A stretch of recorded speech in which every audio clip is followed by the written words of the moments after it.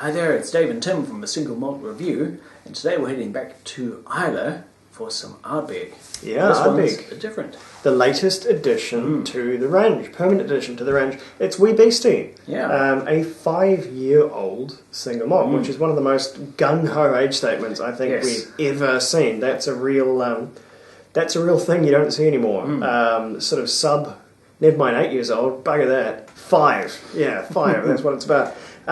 So this is something that really caught my attention, especially after almost the non-statement that the Anoa, which is their previous addition to the now burgeoning standard range of whiskies. The Anoa was just the 10-year-old again. It was barely different. There wasn't enough of a departure.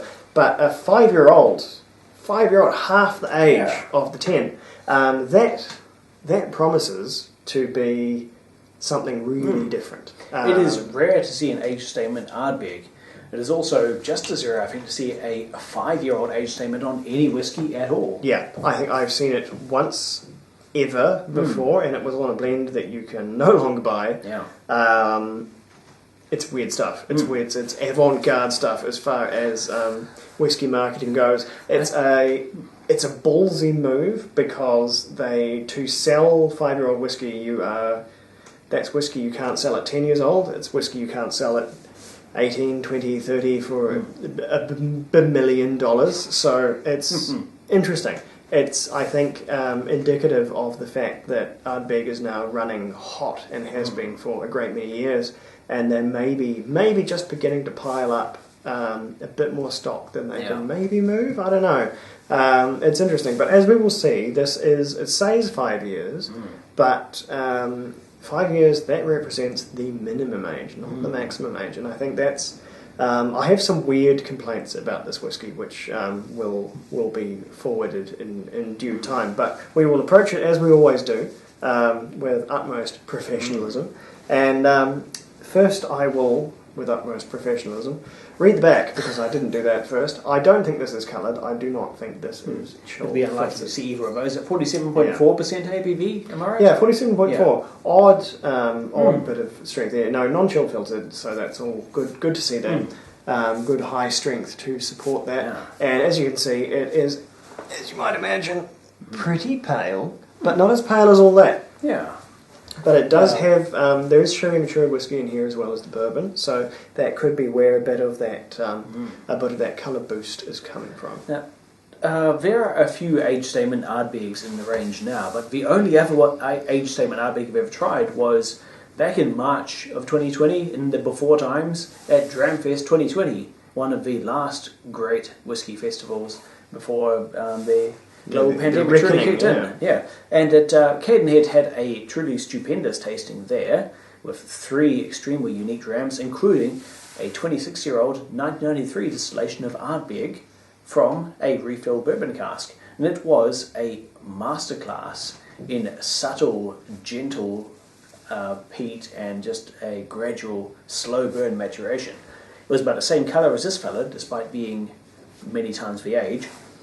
As I say, that's the only other age statement Ardbeg I've tried as of late, or possibly ever. Yeah. So this is going to be an experience. This, you'd think, looking at, doing the maths, this ought to be the opposite. I mean, never mind the Wonka's old one you were able to try, which I still saw that I wasn't part of that tasting. I've got to be better organised next year, get in on that. But what this is half the age of the 10. Yeah. And the 10 is one of the sort of most primal, elementally peaty whiskies out there for the normal... For any whiskies out there. It will even stand toe-to-toe with whiskies like Killoman in terms of both ppm and peat actually expressed on the palate. It's a very peaty whiskey. So wind that back by a full half, 50%, 5 years, and I was expecting a real, a proper horror show of raw peaty flavours. And I think my only complaint with this whiskey is that it's kind of not. It is peatier than the 10-year-old. It is more elemental than the 10-year-old, but not by a factor of 5. This is, if anything, too drinkable. We have to see what you think. But well, we found, especially with like some Yeah. Michigan and Killerman, heavily peated Scotch does tend to do well sometimes at lower ages. yeah, it certainly does well. It's very, very Yeah. enjoyable. I think I was hoping it would rough me up a little bit more than it actually did. But we'll see how it treats us. Did you say about the cask billing for this one? It is a mixture of bourbon and sherry. Obviously, bourbon dominant, but there is not an insignificant amount of sherry in there to sort of soften things over. And yeah, on the nose, it's pretty unmistakably Ardbeg. Yeah, it's abundantly peated. Abundantly to boot.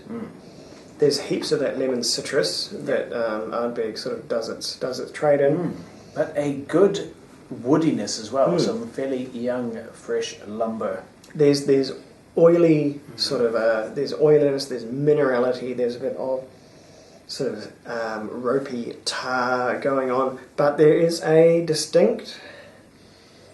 a distinct sweetness, which makes me think there's quite a bit of first fill sherry in here. In no way is it dominant, but I think they are using this to take the edge off some of their fresher sherry casks, be they butts or hogsheads or whatever they've got.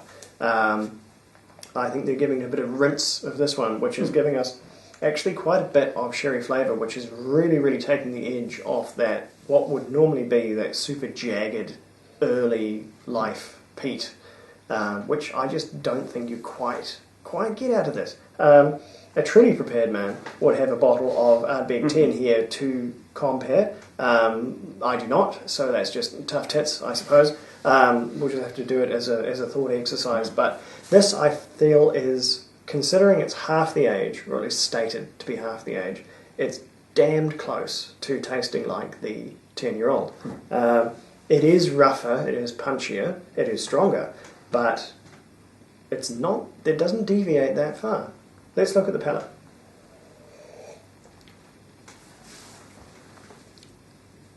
Ooh, wow. There's of course the immediate rush of peat and also a hearty prickle from the fairly young, fairly raw alcohol in there too, the immature spirit. So But it's, yeah. there is a vibrant streak of oaky, woody sappiness. It's sooty. Yeah. Whereas the 10-year-old has a bit of sort of burned driftwood, this is more maybe still burning driftwood. It's very, very sooty. It's quite mineral, and There's kind of fishy oiliness too. I'm thinking of anchovies. the tarriness, the bituminous quality is very, very real. So yeah, we're seeing a reduction in the lemon citrus, but a bolstering of the sherry flavour. For whatever reason that may be, I think there is more sherry in this one. I still think they're just using it to take the edge off their fresh sherry butts, but you know, who can say? Who can say? I will never find out. That's for sure. And the result is certainly a more primal whiskey than the 10, but as I said up front, not nearly as primal as I was anticipating. I was expecting a proper barroom brawl of a dram coming out of this one. I was expecting something that, just like just bumper cars on the palate, and it's not.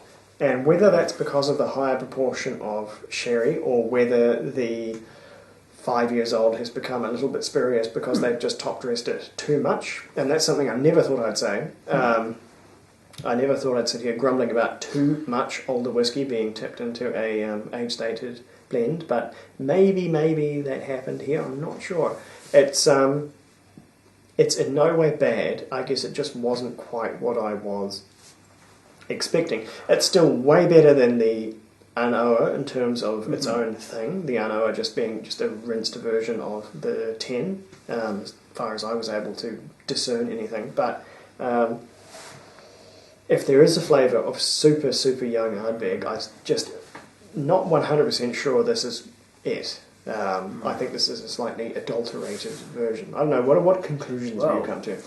adding a little water has changed things for me quite a lot. It has razor sharpened those edges and brought a lot of very clear citrus and also some of the bituminous coal smoky tar properties of the peat.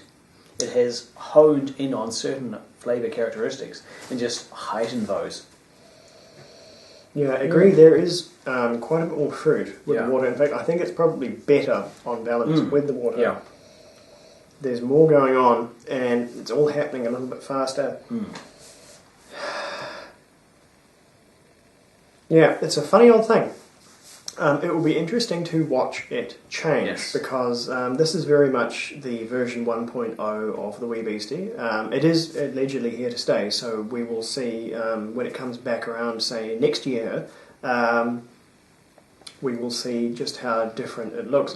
The other little nitpick I have with this is that it's approximately $8 cheaper for us at least than the 10, and the 10 is very frequently on sale as well, which makes them. I mean, you might be able to pick the 10 up for, depending on where you were shopping and what day of the week it was, you might be able to get the 10 for less than this. Considering it's a whiskey half the age, and I'm not being completely fair there, because when we're dealing with these young ages, you're still dealing with a lot of production costs, and you haven't really gotten into the economics of loss, the economics of evaporation haven't really truly kicked in yet. So I'm not expecting it to be half the price of the 10 by no means, but $8 cheaper, that seems it seems a little bit of a spurious from something that is at least allegedly half the age. I don't know. I think they could have thrown us... Yeah, that's not much of a price difference for such a big I think they could have increase in age. Thrown us a little bit more of a bone on that one. Or they could have made it cast strength. We're perfectly happy to pay a wee bit more for a cast strength version of this, which I think would have helped out some of the other aspects as well. But yeah, I don't know. As you know, I will never be satisfied with anything, such as the life of a critic. So...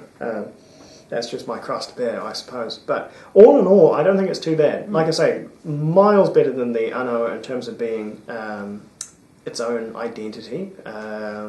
It is unlike anything else in the Ardbeg range, and so it should be as a different product. Honestly, I think they should just nix the Anoa. I think it's a failed experiment. It did nothing to differentiate itself, and maybe focus on this. And I really would look for a cast strength version of this in the future, but as it stands, I would rate this one an 85. I think it's perfectly good at what it does. I think it could be a little rawer, could be a little realer in what it sort of brings to the table. I don't know, what do you think?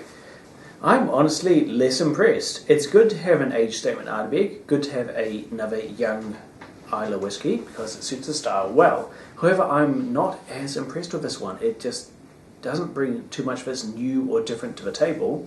It's got a lot of peat, it's got a good amount of flavour, but really it doesn't do anything new, doesn't do anything wild, not by Ardbeg standards, not by Isla standards, not by Scotch standards.